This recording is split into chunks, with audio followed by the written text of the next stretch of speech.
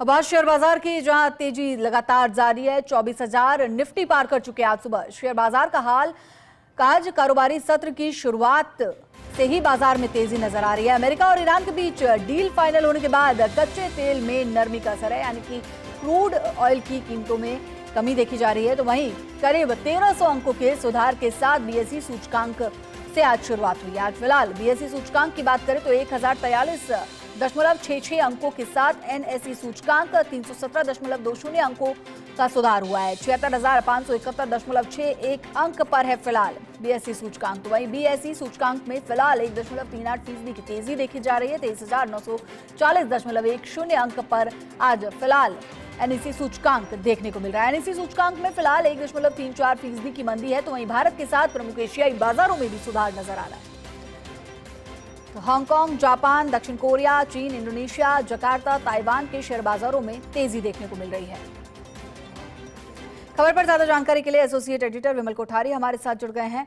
विमल जी, जब से अमेरिका और ईरान के बीच समझौते की बात सामने आई है, क्रूड ऑयल के दाम गिरने लगे और शेयर बाजार में भी अब तेज हलचल देखने को मिल रही है। बिल्कुल माधुरी जी, इन सबके साथ में एक बड़ी चीज ये भी है कि जो डॉलर की तुलना में रुपए की जो कीमत थी उसमें भी अब सुधार का रुख देखा जा रहा है।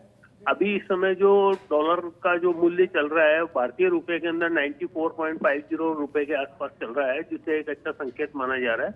आज जो शेयर बाजार की बात करें तो शेयर बाजार में शुरुआत तेजी से हुई थी। 24,000 के आसपास निफ्टी सूचकांक पहुंच गया था, जो एक बड़ा अहम स्तर था।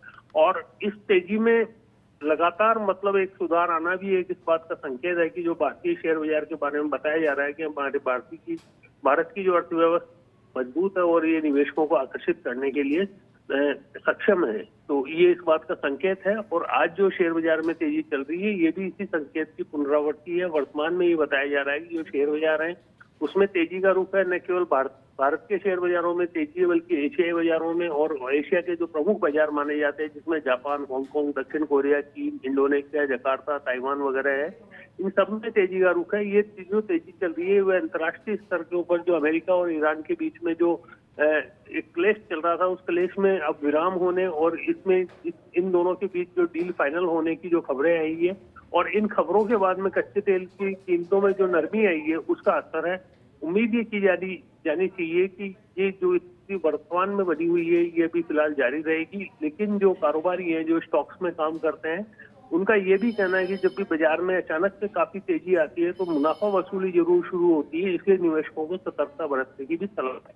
एक खास बात ये भी है कि वेदांता के जो 5 शेयर की जो वेदांता लिमिटेड के जो 4 नई कंपनियां बनी थी, उन सभी कंपनियों को आज स्टॉक मार्केट में लिस्ट किया गया है और इन कंपनियों के भावों में भी अभी इस समय काफी उतार चढ़ाव चल रहा है। उम्मीद ये की जा रही थी कि निवेशकों को वेदांता के जो निवेशक हैं उनको इस डीमर्जर का लाभ निश्चित रूप से मिलेगा। जी मैत्री जी, शुक्रिया विमल जी इस पूरी जानकारी के लिए।